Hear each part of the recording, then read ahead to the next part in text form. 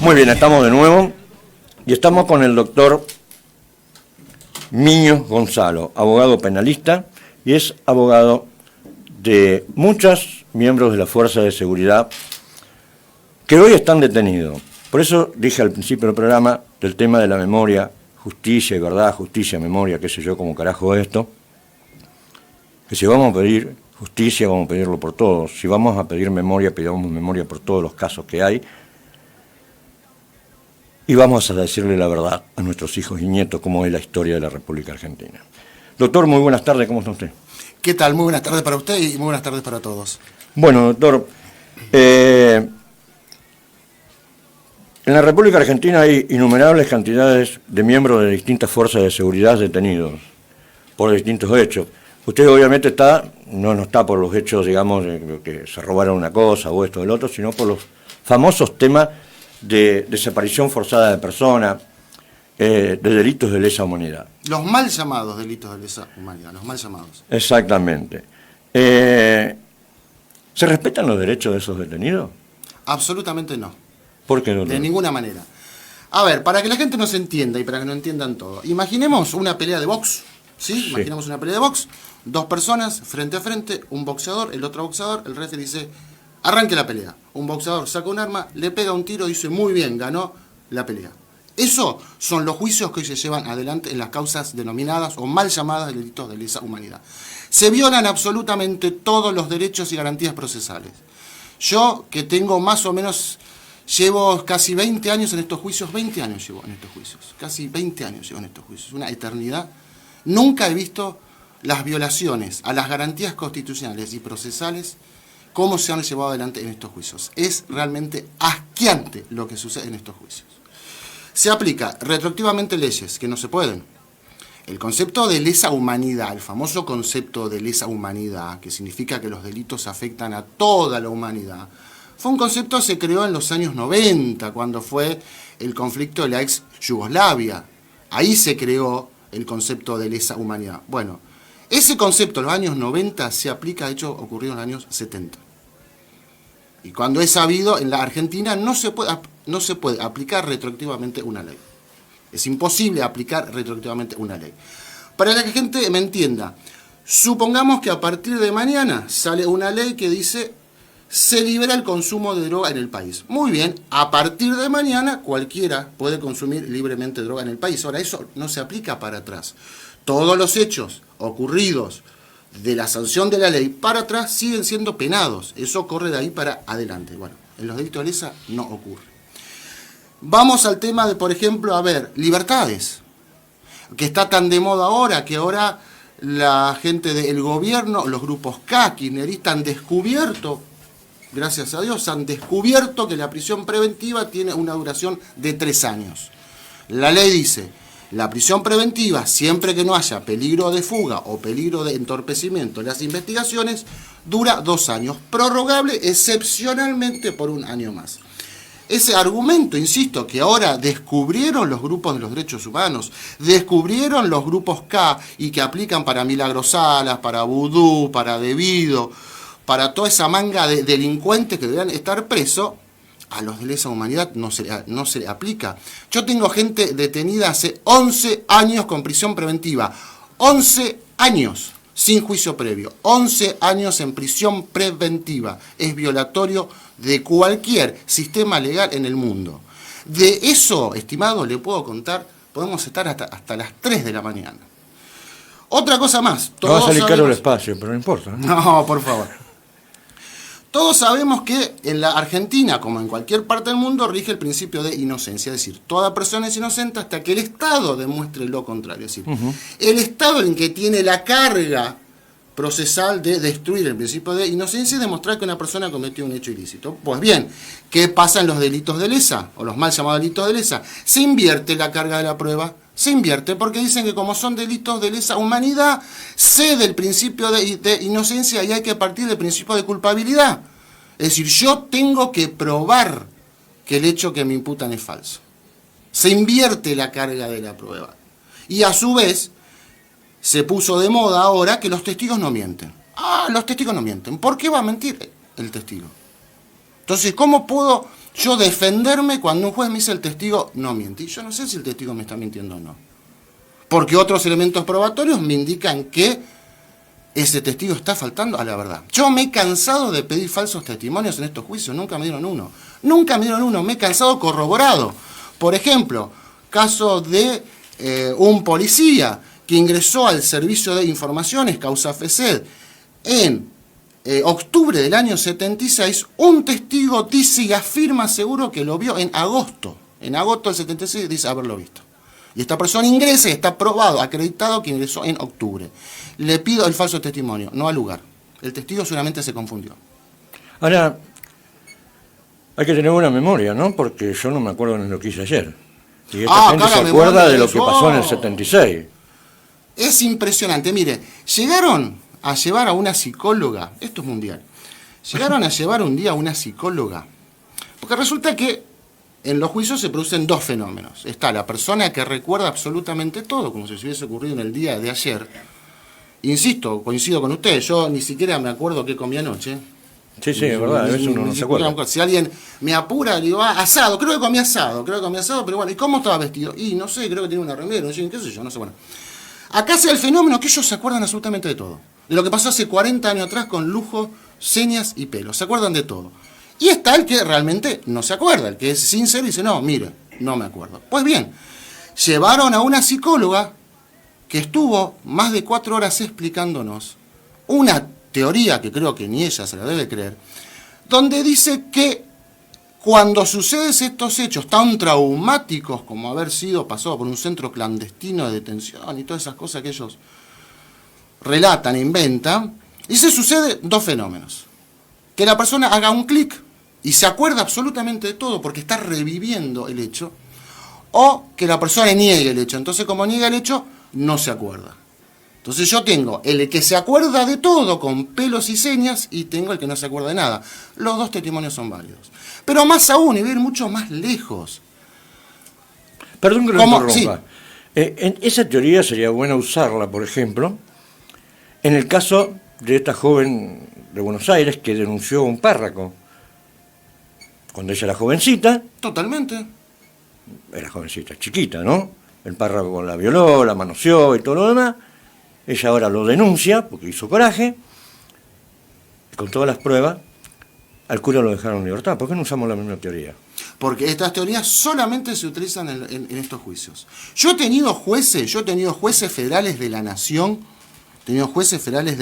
que me han dicho en la cara, en plena audiencia, cuando yo hago estos cuestionamientos, doctor, estos juicios son especiales, doctor, estos juicios, usted sabe que vamos por carriles especiales y no podemos aplicar el Código Procesal. Pues bien, entonces, ¿qué código aplicamos? ¿Qué constitución aplicamos? Si un juez me está diciendo que son procesos especiales, ¿procesos especiales de qué? Si hay un artículo, que es el artículo 16 de la Constitución Nacional, que dice todos somos iguales ante la ley. Cristina Fernández de Kirchner, Astiz, Videla, Macera, Vudú. Todos somos iguales y todos merecemos el mismo proceso y las mismas garantías. ¿Qué procesos especiales me hablan? ¿De qué? Doctor, esto es un delito de lesa humanidad y desaparición forzada de personas, en este caso que es lo que estamos hablando. ¿Están dentro de algún artículo, inciso de la Constitución Nacional o algo del Código Procesal Penal, de alguna ley de la Argentina? No existe. Esto es un invento de la jurisprudencia argentina. Esto es claramente un invento de la jurisprudencia argentina. Si uno lo habla con abogados y jueces de otros países de Estados Unidos, de Francia, Italia, Alemania, nos miran azorados. No pueden entender cómo nosotros aplicamos algo que no lo aplica ningún país del mundo. Cuando se han pedido extradiciones de militares o policías que están fuera del país, Estados Unidos, España, Brasil, Italia han dicho que los hechos están prescriptos. ¿Por qué? Porque el famoso Estatuto de Roma, que habla de todo esto, fue sancionado mucho después que estos hechos. Para ellos está prescripto, ellos no entienden cómo nosotros aplicamos una teoría que no existe. Entonces, cuando uno le pregunta a los jueces, señores, ¿de dónde surge esto? ¿De qué artículo del Código Penal? ¿De qué artículo de la Constitución Nacional? No, porque la historia, el consuetudinario y el concepto de gente de la Segunda Guerra Mundial y los juicios de Nuremberg, entonces creamos pretorianamente. no nos pueden explicar porque no tiene explicación alguna. No hay explicación porque esto no está legislado en ninguna ley. Es un invento de la jurisprudencia argentina. No hay otra explicación más que eso. Hay un libro muy bueno, que se lo recomiendo a todos, que es Asalto a la Justicia, que lo escribió el ex ministro de la Corte de Vázquez, donde él cuenta precisamente que cuando asume Néstor Kirchner, las dos cosas que Néstor Kirchner le pide a la Corte son, una, la especificación, que había que tirarla para atrás, y la nulidad de los juicios de lesa. Son las dos cosas que él pide. Cuando Vázquez se niega, dice, señor Kirchner, nosotros no podemos echar para atrás la jurisprudencia de la Corte, y la Corte había venido ya de años inmemoriales avalando estas posturas de que no se podía aplicar retroactivamente la ley, que se había convalidado lo que fue la ley de punto final. Todas las leyes, amnistía, la Corte lo había convalidado y no se podía volver para atrás. ¿Qué hizo Néstor Kirchner? Armó rápidamente un juicio político, los echó a todos, trajo una nueva Corte, y esa nueva Corte fue la que convalidó el relato kirchnerista. Corte presidida por, qué casualidad no, por el señor Ricardo Lorenzetti. Cuentan las malas lenguas, que cuando se tomó el regimiento de infantería en Formosa, ya en el año 75, Operación Primicia, y los montoneros escapan, los asesinos montoneros que tomaron el cuartel escapan de Formosa en un avión, ese avión baja en Rafaela, y ahí se escapan. Y dicen las malas lenguas que uno de los que presta colaboración a esos montoneros que se escapaban, ¿saben quién fue? Un joven militante peronista llamado Ricardo Lorenzetti. Doctor, en la época de Martín Isabel de Perón, la Chabela, se decretaron dos decretos. Uno está firmado por ella, y el otro está firmado por el presidente del Senado, que en ese entonces era Luder. Estos decretos son, obviamente, de acuerdo al tema que estamos hablando, contra la subversión, ¿no? Así es. Son decretos que autorizan a las Fuerzas Armadas de nuestro país a aniquilar a la subversión. Así es. El decreto de Martínez Isabel de Perón, la Chabela, está para que el ejército actúe dentro de lo que es la provincia de Tucumán. Después, Luder, en ejercicio de su poder como presidente interino, porque creo que creo que Isabel se había ido de viaje, o de vacaciones, o algo por el estilo. Entonces, estando él, firma este otro poder que le da la fuerza al ejército argentino a trabajar en todo el territorio argentino. Así es. ¿Estos decretos están en vigencia? Totalmente. Usted sabe que hay un hecho, que estos decretos nunca fueron derogados, jamás. Llamativamente, a partir del año 83, recuperada la democracia, estos decretos jamás fueron derogados. Nunca hubo un gobierno que los derogó. No, llamativamente no. Siguen vigentes al día de hoy. Como sigue vigente al día de hoy el decreto que declara inconstitucional, declara ilegal a montoneros, declara ilegal al ERP, declara ilegal a los grupos guerrilleros. Siguen vigentes, no, jamás fueron echados para atrás. Pero lo que debemos entender es que Argentina venía soportando, ya desde comienzos del año 70, venía soportando una guerra interna. Y esto no lo dice el doctor Minio, esto no lo dicen los militares. ¿Saben quién dice esto? Porque hay que tener memoria y estudiar. Esto lo dice la propia sentencia de los juicios a los comandantes. Cuando la Cámara Federal, allá por el año 85, juzga a los comandantes, en esa sentencia larguísima, que todo el mundo invoca, pero nadie la lee, todo el mundo habla, el juicio de los comandantes, pero nadie lee la sentencia, dice que el fenómeno terrorista que asoló nuestro país es compatible con una guerra interna. Ya la Cámara Federal decía que es una guerra interna. Ese concepto, la Cámara Federal que juzga a los comandantes, se borró.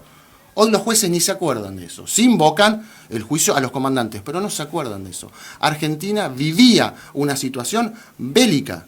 Nos guste o no nos guste, vivía una situación bélica. Si uno repasa el diario de sesiones de la Cámara de Diputados y Senadores, años 74 y 75, se va a llevar la sorpresa que muchos diputados por entonces, que hoy son funcionarios del gobierno nacional, o que fueron funcionarios de gobiernos anteriores, hablaban de una guerra interna, hablaban de una guerra civil y hablaban de poner fin a la guerra y encomendaban al ejército y a las Fuerzas Armadas ponerle fin a la guerra. Por eso, luego de producido el ataque a Formosa, el regimiento de Formosa, que causó escozor en todo el país, la clase política se asusta de tal manera que se elaboran esos decretos y se utiliza el término, que es un término militar, que es aniquilar. ¿Qué significa aniquilar? Para que la gente entienda, significa quebrar material, física y espiritualmente al enemigo. Más claro, imposible. Que después los políticos se dieron vuelta con la democracia y dijeron, no quisimos poner en realidad, aniquilar, era no. Digamos las cosas como son. Aniquilar significa, en términos militar, quebrar material, física y espiritualmente al enemigo. Y eso fue lo que se encomendó a las Fuerzas Armadas y a las Fuerzas de Seguridad. Y eso es lo que ocurrió en nuestro país. Una guerra denominada guerra interna o guerra no convencional, porque se peleaba contra un enemigo interno. Las mismas juntas, insisto, el mismo juicio a los comandantes decían que esto fue compatible con una guerra interna terrorista. La finalidad que tenían Montoneros, ERP, FAP, era tomar el gobierno. Claro, eso no quepa la menor duda. Pero querían tomar el gobierno. Massetti, el señor Massetti, que lo ha dicho públicamente en cuanto medio de comunicación, y hasta hay libros que se llama El Furor y El Delirio, integrante del ERP, él mismo dice y reconoce que en el caso que el ERP hubiese sido gobierno, el proyecto era fusilar 1 millón de personas. Lo dice directamente Jorge Massetti. Y íbamos a fusilar 1 millón de personas si eran gobierno. Y eso fue lo que se evitó en nuestro país. Con errores, sin errores, bien, mal, como sea. Es otra discusión. Lo que sí tenemos que tener presente es que Argentina libró una guerra interna donde las Fuerzas Armadas y las Fuerzas de Seguridad ganaron militarmente a las fuerzas terroristas y evitaron que hoy Argentina hubiese sido una dictadura de cuarta, como un país africano, como Cuba. Bueno, como no somos una dictadura de cuarta, Venezuela. pero somos una democracia de mucho menos de cuarta. Bueno, después pasaron un montón de cosas y terminó en lo que terminó ahora. Sí. Pero digamos, en el año 76, militarmente la guerra se ganó. Le gusta a quien le guste, le pesa a quien le pese, la guerra se ganó. Y la democracia se consiguió gracias a que en ese momento se combatió y se ganó una guerra. ¿Por qué? Porque lo que la justicia no entiende y que la gente no entiende es que, librada una guerra interna, en la guerra, y esto es lo que tenemos que entender, y que sucede desde tiempos inmemoriales, desde que en la edad de piedra se agarraban con piedras y palos hasta la guerra del Golfo, en la guerra no se asesina, se mata. En la guerra no se priva ilegalmente la persona, se toma prisioneros. Sí, por eso, en la guerra no se tortura, se interroga. Por eso es una guerra. Y no podemos juzgar hechos ocurridos en una guerra con justicia de paz. Es imposible, porque no hay forma que eso ocurra. Le propongo... Muy bien, estamos de vuelta y seguimos en esta charla con el doctor Miño Gonzalo, abogado penalista, que ya dijimos está defendiendo a muchos integrantes de la fuerza de nuestro país, por los casos de los hechos de lesa humanidad y desaparición forzada de personas. Doctor, cuando en el caso que usted bien decía, no se respetan los derechos constitucionales del detenido, porque por más que esté detenido y que supuestamente, y digo supuestamente porque yo no soy ningún juez, cometió un delito y no se están respetando los derechos, ¿dónde se debe recurrir? Lo que pasa es que la Argentina tiene un gran problema, que es que... Me quedo tranquilo si uno solo. O por lo menos para nosotros. En realidad tiene un montón de problemas. Claro. Pero bueno, vamos al tema particular nuestro. Que desde que asumió en el año 2003 el gobierno del señor Néstor Kirchner, lo que hizo fue destruir la justicia que teníamos antes, construyó una justicia nueva, adicta totalmente a él, genuflexa totalmente a las órdenes de él, donde hoy lamentablemente en este tipo de casos no podemos recurrir a ningún lado, porque a donde vayamos, todos nos dicen que no. Si apelamos a la Cámara de Casación Federal, que es la que tendría que resolver estos hechos, nos dice que no. Si vamos a la Corte, nos dice que no. Entonces, estamos en una situación bastante complicada, porque esa construcción de la justicia, que hoy se les dio vuelta a ellos, y hoy tienen la bandera del lawfare, y que esto y que lo otro, claro, como ahora están tomando su propia medicina, claro, ahora no les gusta más el tema de la justicia. Hay que cambiarlo. Están tomando su propia medicina, entonces hay que cambiarla. Las que les fue útil hasta hace 5 minutos atrás, la aplaudían y gritaban, y cuando la corte volteó el 2x1, la aplaudían, la mejor corte que tenemos, hoy ya no les gusta. ¿Por qué? Porque como convalidó el fallo contra Vudú y no está liberando a la señora no la está liberando de todas las causas que tiene, entonces esa justicia no les gusta. Lamentablemente para nosotros la suerte hoy está echada. Por eso recurrimos a los tribunales internacionales. ¿A la Comisión de Derechos Humanos Internacionales? No solamente a la Comisión de Derechos Humanos, sino vamos a la Corte Penal Internacional. Porque en algún momento, en algún lugar, alguien tiene que escuchar y el mundo tiene que saber las barbaridades que están ocurriendo en nuestro país. El mundo tiene que saber, alguna vez tiene que tomar conciencia de las barbaridades que ocurren en la Argentina. Usted nos decía que una persona que está detenida puede estar sin el juicio, obviamente, esperar el juicio hasta 3 años. Exactamente. ¿Y se puede prorrogar por cuánto tiempo más? No, son 2 años prorrogables por 1 año más. El plazo máximo, hay un fallo de la Corte Interamericana de los Derechos Humanos, el caso Bayarri, que era una persona argentina que estuvo detenida más de 10 años, la Corte dijo, señores, son 2 años más 1 año más. Si en 3 años usted no puede garantizarle a la persona que va a tener un juicio justo, lo tiene que dejar libre. Ese es el caso Bayarri. Lamentablemente ese caso los jueces, a los militares, policías, no le aplica ese fallo. Son 2 años prorrogables por 1 año más. Que, insisto con esto, ¿no? La locura que tenemos en nuestro país, que hoy los mismos grupos que aplauden que una persona puede estar 11 años con prisión preventiva sin juicio, son los mismos que dicen no, son hasta 3. ¿Cómo? Milagro Sala está presa. ¿Cómo? Vudú está preso. ¿Cómo? Debido está preso. Claro, ahora para ellos son 3 años, para nosotros no. Entonces esa es la diferencia que tenemos cuando digo que nosotros tenemos una justicia especial. Antes se decía comúnmente en los pasillos del tribunal... ¿Qué sería una justicia especial? Para mí no hay una justicia especial. No sé, yo tampoco entiendo, no sé. A ver, yo por ejemplo me discutí con mucha gente cuando Maradona le dijo al Papa, no a este Papa, sino al que estaba anteriormente, cuando lo fue a visitar, el Papa le entregó unos rosarios a la familia y le dijo, este es un rosario especial para vos. ¿Qué tiene de especial un rosario si es el mismo rosario que le está dando a los demás? No sé cuál es el especial. ¿Y qué es la justicia especial en este caso? La justicia especial supongo que para ellos debe ser que se aplica la justicia que ellos entienden que se debe aplicar. Yo me acuerdo que había un viejo Perón alguna vez, en algún momento de la historia, Perón dijo al enemigo ni justicia. Yo creo que hoy el gobierno y los grupos K mejoraron esa frase de Perón y dicen, al enemigo justicia, de la nuestra. Claro, al enemigo justicia, de la nuestra. Pero nuestra. Perón no estaba hablando de esto. No, Perón no estaba hablando de esto, pero digo, por eso digo, tomaron esa frase de Perón y la perfeccionaron. ¿Qué dijeron? Al enemigo justicia, de la nuestra. Y ellos blanden en todos los juicios, garantizamos el derecho de defensa de los imputados y garantizamos un juicio justo. A ver, invito a cualquiera a mirar los videos de todas las audiencias, de todos los juicios, y le puedo asegurar van a terminar horrorizados, escandalizados y asqueados de las cosas que suceden en las audiencias.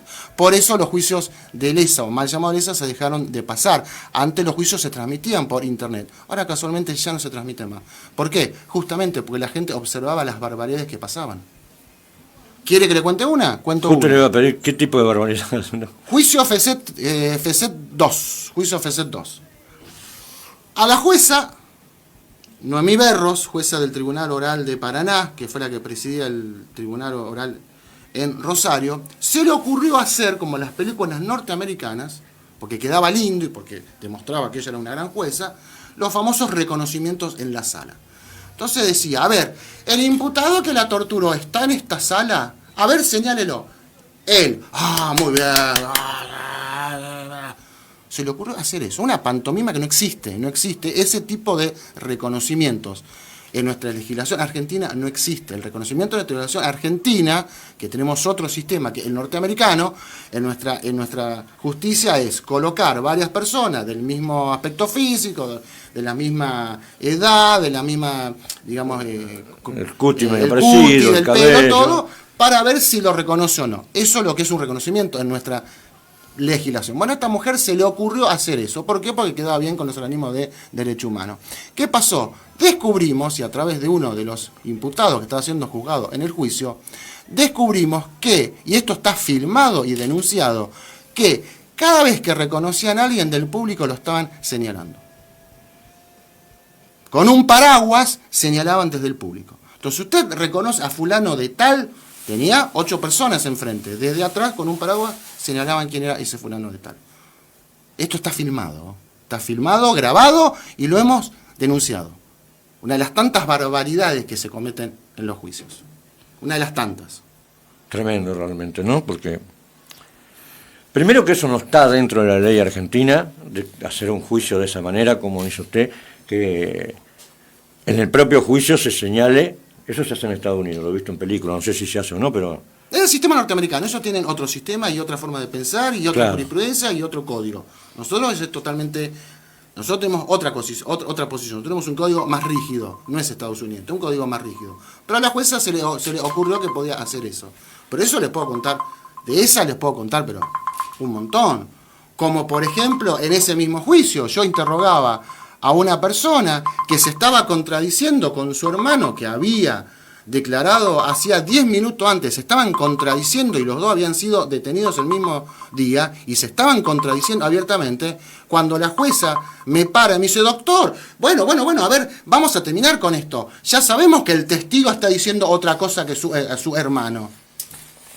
Digo, doctora, discúlpeme, pero a ver, el que está contento es el testigo, ¿no? Usted, bueno, doctor, basta con el... De esa forma. Para que la gente entienda, vio cómo Cristina dirige las sesiones en el Senado, que cierra micrófono, apaga, este no habla, este sí habla. Bueno, así son los juicios contra los militares y policías. Así son, del mismo sentido. Emulan a la jefa. Sí, bueno, lo de Cristina es muy habitual, ¿no? Porque se presentó a declarar en un juicio y manejó ella como quiso, basurió al juzgado, al fiscal. Cuando le dijeron le tenemos que hacer preguntas, a mí no me vengan a hacer preguntas, pregúntanse, háganselas ustedes. Mire, si eso hubiese la verdad ocurrido... que, perdón que lo interrumpa, sí, pero a mí me pareció una falta de respeto totalmente a la Corte. Yo, juez, me le paro y le digo, señora, usted acá está acusada de un delito, siéntese y vamos a hacer las cosas como corresponde. Si eso hubiese ocurrido en un juicio de militar y policías, el militar y el policía estaban no presos, estaban en Guantánamo. Si se hubiesen dirigido con el 10% de los términos que esa señora se dirigió a un juez, hoy están en Guantánamo. Sí, no me quepa la menor duda. Doctor, ¿y cómo se hace para que las personas que están detenidas y que no se les respetan los derechos, para hacer que vayan a un juicio como corresponde? ¿Cómo piensa usted y los demás abogados manejar esto para darle los derechos que corresponden a los detenidos? No, nosotros seguimos batallando constantemente en cada juicio. Nosotros no hemos cesado en nuestra misión de dejar en claro que acá se están violando absolutamente todas las garantías constitucionales y procesales.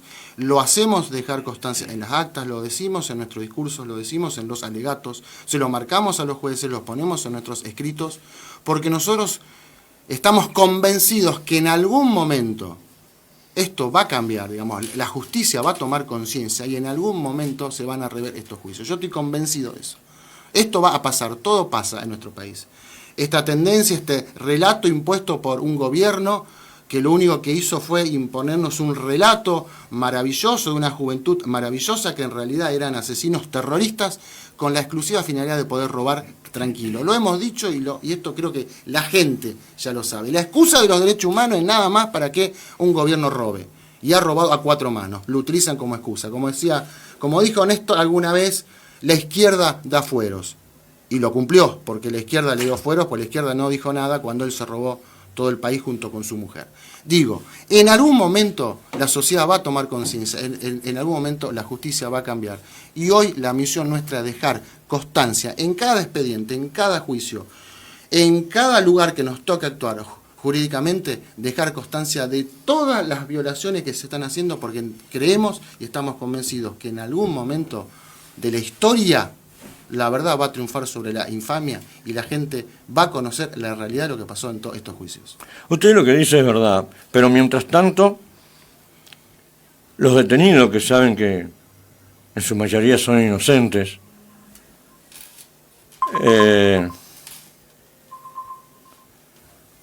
A ver, vamos a atender. Hola, sí, ¿quién está en línea? Hola. Hola. Hola. Sí, ¿me escucha? Buenas tardes. Sí, buenas tardes. ¿Me escucha? Sí, lo escucho perfectamente. Quería hacerle una pregunta a ese abogado, el doctor Miño, con respecto a su charla, si puede ser. Sí, sí, lo está escuchando el doctor. Mucho gusto, doctor. Buenas tardes. Buenas tardes. Lo consulto por lo siguiente. Es real, es verdad, estaba escuchando su relato con respecto a los juicios de lesa humanidad y quería preguntarle si es real, si es cierto, que los procuradores y los fiscales que participan en esos juicios son militantes de partidos políticos o tienen afinidad con esas organizaciones subversivas. ¿Puede ser, doctor? Sí, cómo no, un gusto. Sí, sí, sí, sí. Es realmente así, realmente así. Cuando en el año ya 2003, 2004, el gobierno kirchnerista se apoderó, comenzó a apoderarse de la justicia, uno de los factores que se apoderó fue del Ministerio Público Fiscal. El Ministerio Público Fiscal lo convirtieron en un aguantadero de militantes políticos. Todo aquel que tuviera una militancia política se empezó a convertir en fiscal. Hoy tenemos, por ejemplo, en Rosario el fiscal de Derechos Humanos, que esto lo hemos hecho público y lo hemos denunciado. El doctor Adolfo Villate es reconocido militante del movimiento Evita. Movimiento Evita que lidera el señor Pérsico, quien fue uno de los organizadores de Montoneros. Movimiento Evita que reivindica la lucha armada y reivindica a Montoneros. Pero no solamente eso, sino que a todo aquel que transita el Ministerio Público Fiscal, a todo aquel que transita algún organismo de derecho humano como querellante, se los premia con cargos políticos. Hoy tenemos, por ejemplo, querellantes, abogados de organizaciones de derechos humanos ocupando cargos a nivel provincial, municipal y nacional. Participar como querellante... Perdón que interrumpa. Hola, ¿usted tiene una radio cerca? Sí, tengo la radio. ¿Puede bajarle el volumen? La apago. Hola, ahí me escucha perfectamente. ¿Ahora me escucha ahora? Sí, ahí lo escuchamos bien. Adelante, Claro, doctor. sí, la radio, discúlpeme. No pasa nada. Decía entonces, participar como querellante por una organización de los derechos humanos en estos juicios no solamente significa mucha plata, sino significa un trampolín político, porque saltan a ocupar cargos políticos. Desde ocupar cargos en el Ministerio Público Fiscal a ocupar secretarías y puestos claves en ministerios a nivel nacional, provincial y municipal. E insisto, el Ministerio Público Fiscal hoy tiene una clara connotación. De hecho, su titular, el titular del Ministerio Público Fiscal, Unidad de los Derechos Humanos, es claramente militante del movimiento Evita. Lo hemos denunciado, tenemos las fotos que él mismo ha subido a su Facebook con la remera del movimiento Evita. Hoy claramente el Ministerio Público Fiscal, hoy claramente los organismos de derechos humanos se han politizado, han usado estos juicios para catapultas políticas, han usado estos juicios para generar millonadas de plata. Por eso nosotros decimos siempre que estos juicios, la única finalidad que tienen, y por eso no se acaban, es recaudatoria. Usted no tiene ni idea las millonadas y millonadas de pesos que se mueven en estos juicios.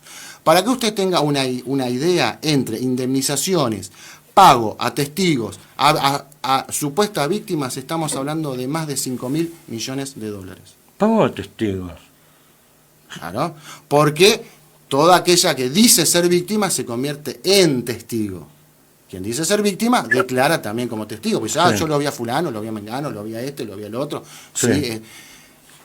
En todo ese parafernaria de pagos multimillonarios que habría que investigarlo alguna vez a quién se le paga, a quién no se le paga, porque a una gente se le paga como desaparecida y jamás estuvo desaparecido. El caso más emblemático fue el de la ministra de la Corte, Carmen Argibay. Carmen Argibay cobraba como desaparecida y era ministra de la Corte. ¿Dónde estaba? Desaparecida. Después inventaron el concepto de que el desaparecido era en realidad aquel que había estado 3 o 4 días o un mes detenido sin que se tuviese noticia de ello. Fueron cambiando. Pero hubo gente que cobró como desaparecida y estaba viva. El juez Meade, el juez de Morón, que se cansó de liberar violadores, cobraba como desaparecido y era juez en Morón. Entonces, estos juicios se han transformado en un gran negocio multimillonario. Es multimillonario el negocio que se transformó estos juicios. Por los derechos humanos han hecho un gran negocio. Ni hablar de lo que fue Sueños Compartidos, Madre Plaza de Mayo y todo ese escándalo que nunca se supo realmente qué pasó. Es multimillonario.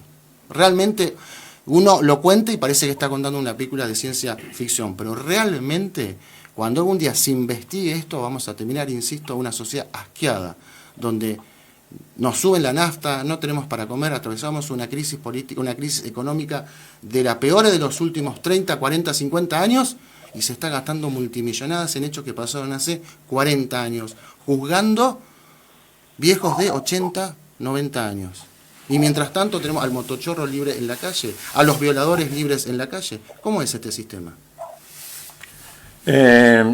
Hola, ¿me está escuchando? Sí, lo escucho. ¿Tiene alguna otra pregunta para el doctor?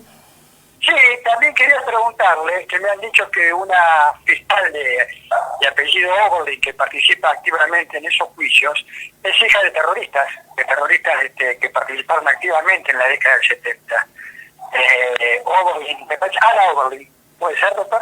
Sí, es así, Ana Oberlin es miembro. Ana Oberlin primero fue querellante en estos juicios por la Secretaría de Derechos Humanos, fue querellante por los organismos de derechos humanos. Durante la época de Cristina de Kirchner, cuando era presidenta, tenía un cargo en el Ministerio de Justicia de la Nación y luego, cesado el gobierno durante la época de Macri, pasó a tener un rol en el Ministerio Público Fiscal. Ahora actualmente está en la ciudad de La Plata, si no me equivoco, pero sí es hija de personas que figuran como desaparecidas o personas que habían actuado en el movimiento terrorista de Montoneros, tal cual sí. Bien, ¿tiene algo otra? Muchas gracias. No, por favor, gracias a ustedes por estar del otro lado. Muchas gracias, Pacho, buenas tardes. Gracias. Tenemos un caso que realmente es uno de los más claros de decir, a los militares, policías que tuvieron y actuaron en aquella época, los procesamos. A los montoneros no. Y creo que uno de los más claros es el caso Rucci. Totalmente. No solamente el caso Rucci, tenemos en la ciudad de Rosario, se ha abierto la investigación en su momento, lo que fue el atentado al colectivo allá en septiembre del año 76, donde cerca de la cancha de Central vuelan el colectivo, una bomba que pone Montoneros, donde participaron varios de los que después fuimos testigos en los juicios, ¿no es cierto?, dicen que cuya tarea de inteligencia fue hecha por un señor Rafael Bielsa, y dicen que quien colaboró también en la colocación del artefacto explosivo fue un señor Obey, de nombre Obey. La justicia ha entendido que sí, que eso es violencia, pero que no la podemos investigar porque está prescripto. Es decir, de un lado se prescriben, del otro lado no. Claro, ¿cómo no van a prescribir las causas de Montoneros si están en el gobierno hoy? Quienes eran en ese momento montoneros, sus hijos, sus familiares, sus parientes, hoy están en el gobierno. Claro, no se van a investigar ellos mismos. Por eso prescriben estas causas. Lo lógico, lo normal, lo natural y que la sociedad reclama a gritos es que se investiguen ambas cosas. Investiguemos de un lado. Pues señores, investiguemos del otro lado también. ¿Por qué no vamos a investigar del otro lado? Claro, eso lo que dice usted es una gran verdad. En Chile se hizo. Totalmente. Cuando empezaron a joderle con el tema de los derechos humanos, el gobierno, creo que era Michelle Bachelet, la presidenta, dijo, bueno, si vamos a investigar tanto para un lado como para el otro. Y la cosa terminó cuando el gobierno de Chile descubrió a 3 que estaban como desaparecidos. Uno de ellos vivía en Argentina. Entonces no estaban desaparecidos, no estaban muertos. Absolutamente. Yo creo que acá en la República Argentina hay muchos que no están desaparecidos, que están con vida. Bueno, que tal vez no quieran aparecer por X motivo y razón, otra cosa. Ese es el temor y ese es el terror que el gobierno tiene. Ese es el terror que el gobierno tiene y por eso el gobierno no quiere que estas cosas se sepan. Porque justamente en esa famosa consigna que ellos tienen de los 30.000 desaparecidos, los 30.000, que es una consigna y que yo entiendo que es una consigna de los derechos humanos y la avalo y me parece fantástico que blandan la bandera de los 30.000. Lo que yo digo es dos cosas. Primero, no se puede usar una consigna para una condena judicial. A mí no me pueden condenar por una consigna. Me tienen que condenar por una ley no por una consigna. Segundo, yo tuve acceso, y esto era público hasta diciembre del 2015, que sugestivamente desapareció del Ministerio de la página del Ministerio de Justicia y Derechos Humanos de la Nación.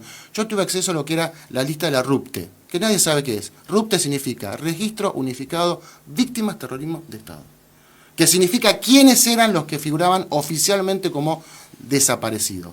Esa lista comprobada, que la tiene el Ministerio y que nunca la quiso entregar el propio secretario de los Derechos Humanos, Pietragala, el que va a Formosa y dice acá no hay violación, en Formosa no pasa nada, hijo de montoneros, no la quiere entregar. ¿Sabe por qué?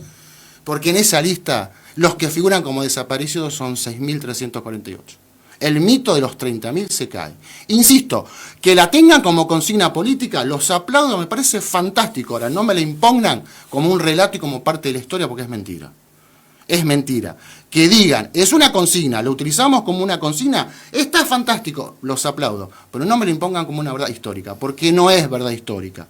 La lista oficial, RUPTE, y la tengo yo en mis manos y se la discuto a cualquiera y ofrezco a cualquiera que venga y lo discutamos, lista en mano, son 3.648. ¿Cuántos son? 6.348. 6.348 desaparecidos. Hace un tiempo atrás yo escuché a un miembro justamente de, no sé si era de LER, pero que había estado entregando una de las fuerzas subversivas, y él dijo que era imposible que sean 30.000. Que no hay forma. Porque, según él, decía que más o menos había 6 bases militares, le llaman ellos, y que cada base militar más o menos tenía 5.000, 6.000 hombres. Es imposible que sean 30.000 los desaparecidos, cuando no había 30.000 desaparecidos. Cuando no tenía 30.000 efectivos las fuerzas de ellos, ¿no?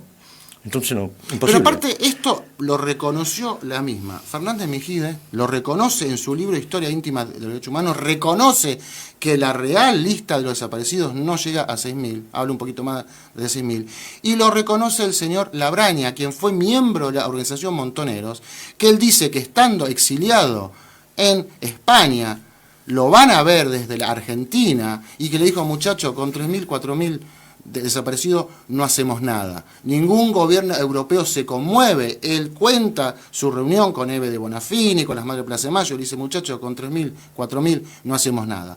¿Pero y qué hacemos? Pongamos una cifra, ¿cuánto? A 30.000. Listo, vamos con 30.000. Lo dice Labraña. Y no hay un solo organismo de los derechos humanos que le haya discutido a Labraña esto. Porque Labraña era montonero, él mismo lo reconoce, que los 30.000 fue un invento. Fernández Mejide dice que es un invento. Pero voy a ir mucho más lejos aún. Dentro de eso listado de los desaparecidos, hay gente que no figura como desaparecido y está viva. Y ya nombré 2 personas, Carmen Argibay, el juez Meade, y cobraron. El Estado le pagó a esa gente, les pagó. Hay un video que sugestivamente desapareció de Canal 11, y todos los pudimos ver en esa época, del año más o menos 84, 85 del programa. Ustedes, los que tienen mi edad más o menos 50 para arriba, se acuerdan, Tiempo Nuevo con Bernardo Neustadt. Sí.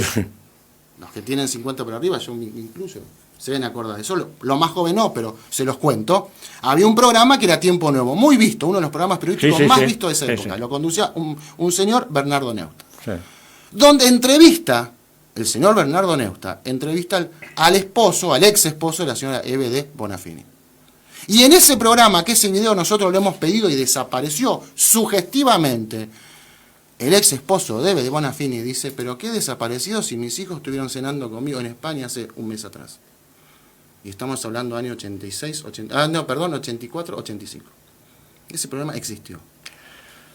Doctor, le agradecemos su presencia. No, por favor, gracias a usted. Le vamos a hacer entrega de este pequeño presente. Ay, pero gracias. No es gran cosa, pero... No, me encanta. Buenísimo. Gracias. Y agradecemos que le haga revivir a esto al pueblo argentino. Yo siempre digo que a nuestros hijos y a nuestros nietos hay que contarles la verdad de lo que pasó. Absolutamente. Porque si bien podemos decir que es una página negra del país, de nuestro país, pero ellos tienen la obligación de saber la verdad de lo que pasó en nuestro país. Es que solamente sabiendo la verdad de lo que sucedió en nuestro país y sabiendo esa verdad que hoy estamos tratando de contarle al oyente, el oyente va a entender muchas cosas de lo que suceden actualmente en el país. Formosa, violación de los derechos humanos, robo, la corrupción. Solamente sabiendo lo que fue los años 70 van a entender lo que sucede hoy. Si no, es imposible. Muy bien. Muchísimas gracias. Gracias a ustedes. No, Gracias por favor. a todos. Señor operador, vamos al próximo tema musical y ya volvemos con esto que es el diario de la semana por FM Uruguay, la 87.9, la más grande de Rosario.